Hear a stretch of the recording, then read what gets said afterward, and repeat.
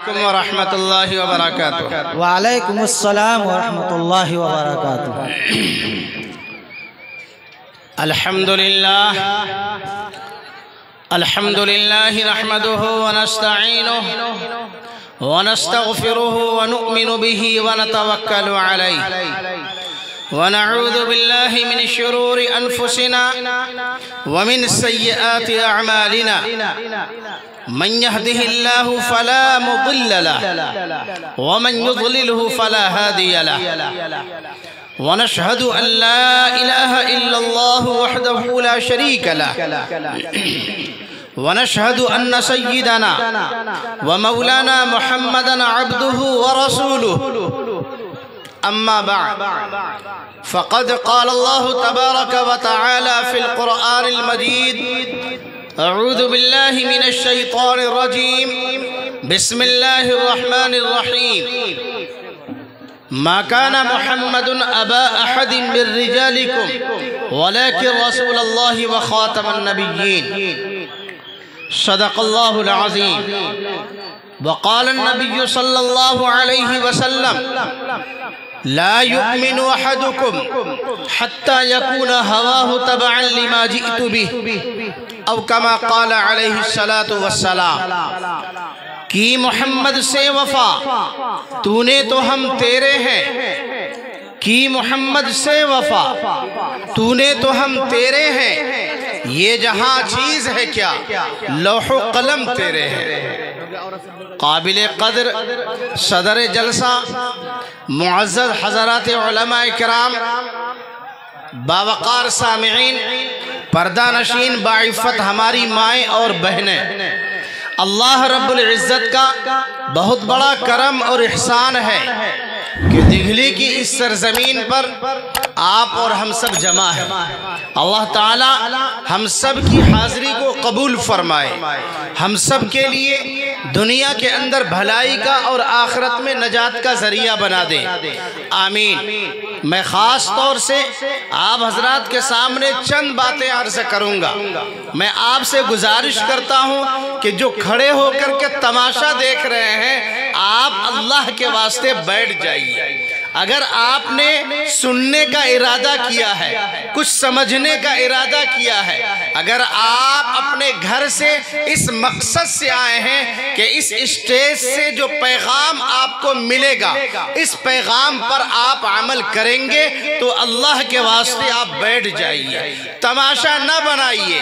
مسلمانوں، آج ہم لوگوں نے اپنا سب کچھ ایک رسم و رواج کے طور پر اپنانا شروع کر دیا ہے۔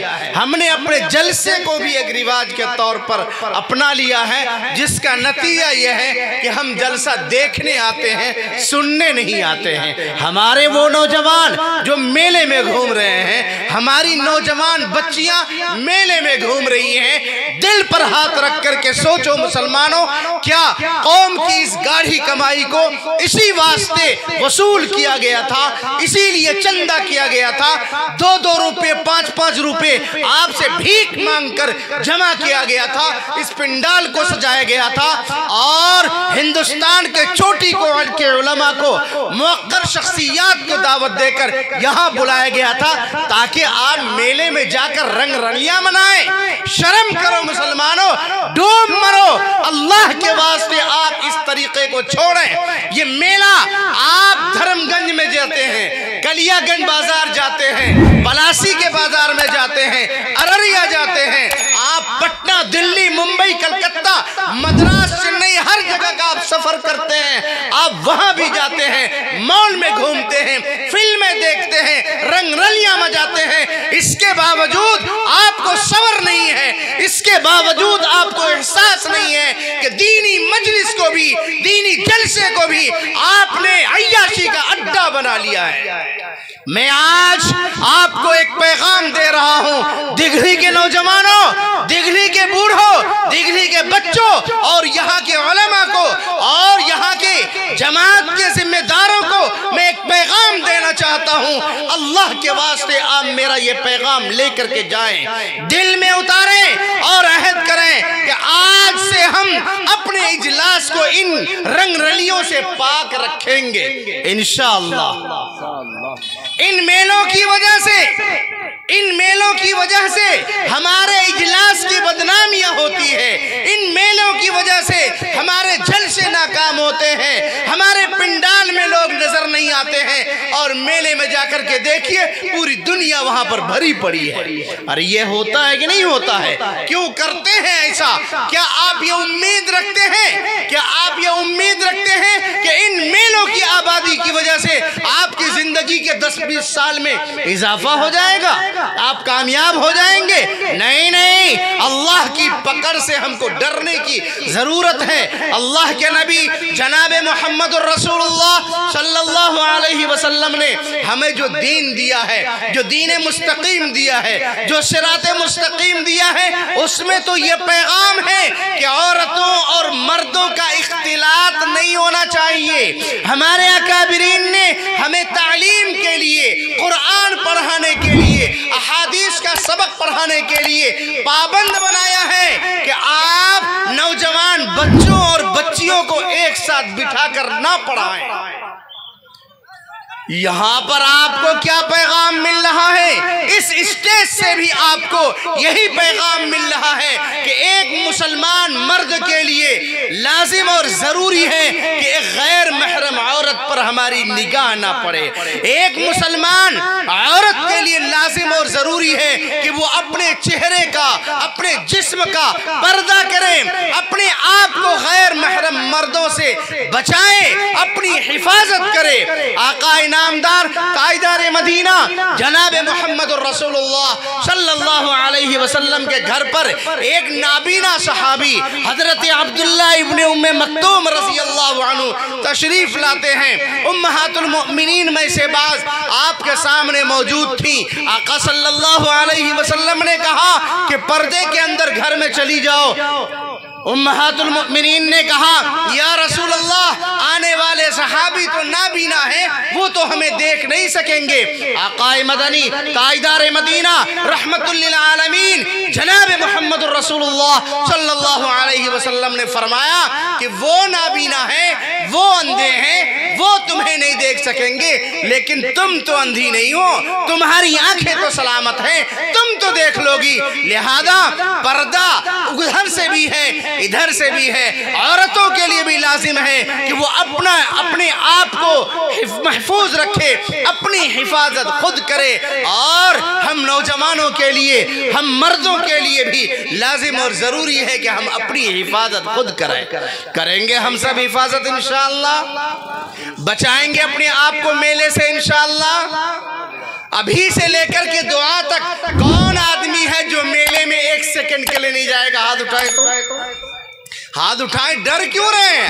ہاتھ اٹھانے میں یہ ہے، یہ ہمارا حال ہے ہمارے ایمان کا، اللہ پر یقین کا ہمارا یہ حال ہے۔ ہم نے ایمان قبول کیا ہے، ادخلوا فی السلم کافہ کا ہمیں پیغام ملا ہے کہ آدھا ادھر آدھا ادھر نہیں، آدھا تیتر آدھا بٹیر نہیں، بلکہ ایمان میں داخل ہونا ہے۔ مکمل طور پر اللہ پر یقین کر لو، مکمل طور پر اللہ پر اعتماد کرو۔ ہر کام کے لیے ہمیں اللہ پر بھروسہ کرنے کی ضرورت۔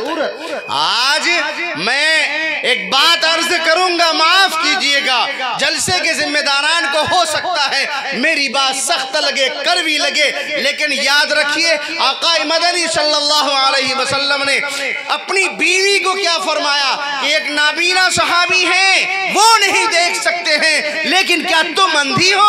تمہاری آنکھیں تو سلامت ہے، تم تو دیکھو گی اس کو۔ جب اپنی بیوی کو اتنی سختی کے ساتھ منع کر سکتے ہیں تو ہم کون ہوتے ہیں؟ ہمارا کیا اختیار ہے، ہماری کیا مجال ہے کہ ہم آقا مدنی صلی اللہ علیہ وسلم کے طریقے کو توڑیں؟ آقا صلی اللہ علیہ وسلم نے فرمایا من سن سنتن حسنتن فلہ اجرہا واجر من عمل بہا، جس نے ایک اچھے کام کی بنیاد ڈالی تو اس پر جو لوگ عمل کریں گے اس کا ثواب اس کو ملے گا ہی، اس کے ساتھ ساتھ جتنے لوگ اس پر عمل کریں گے ان تمام لوگوں کے برابر برابر جوڑ کر اس کام کو شروع کرنے والے کو ملے گا۔ مثال کے طور پر جلسہ رکھنے والوں نے، جلسہ منعقد کرنے والوں نے پنڈال سجایا ہے، یہاں پر آپ کو اللہ اور اللہ کے رسول کا پیغام دیا جا رہا ہے، تو پھر جلسہ رکھنے والوں کو سب کے برابر ثواب جوڑ کر دیا جائے گا۔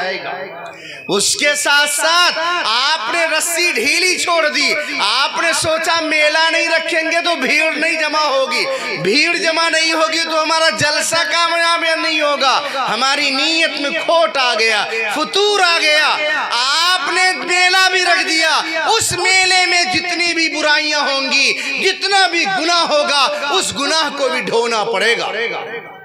صرف نیکیاں نہیں، اللہ نے ہمارے لیے انعامات بھی رکھے ہیں، اللہ نے ہمارے لیے تحفے تحائف بھی رکھے ہیں، اللہ نے ہمارے لیے جنت اور اس کی نعمتیں بنائی ہیں، تو اس کے ساتھ ساتھ جہنم بھی بنایا ہے۔ اگر ہم اللہ کی فرما برداری کرتے ہیں تو اللہ تعالی ہمارے لیے جنت کے اندر اتنی ساری نعمتوں کو مہیا کر کے رکھا ہے کہ ہم جن کے بارے میں سوچ نہیں سکتے ہیں، جن کے بارے میں آقا صلی اللہ علیہ وسلم نے فرمایا ما لا عین رأت ولا اذن سمعت، ایسی نعمتیں جنت کے اندر ہیں جن کو کسی آنکھ نے دیکھا نہیں، جن کو کسی کان نے سنا نہیں، دیکھنا سننا تو دور کی بات ہے، وما خطر علی قلب بشر، کسی انسان نے کبھی تصور بھی نہیں کیا ہوگا، سوچا بھی نہیں ہوگا کہ ہم کو اتنا بڑا انعام مل سکتا ہے۔ لیکن ہماری نافرمانی کی بنیاد پر جہنم کی کتنی سخت سزا ہے۔ میرے بھائیو، ہم توبہ کریں، توبہ کرنے کی ضرورت ہے، ہم توبہ کریں گے انشاءاللہ۔ اللہ ہم سب کو معاف فرمائے، جو بھول چوک ہو گئی، جو غلطی ہو گئی، اللہ اپنے فضل سے معاف فرمائے۔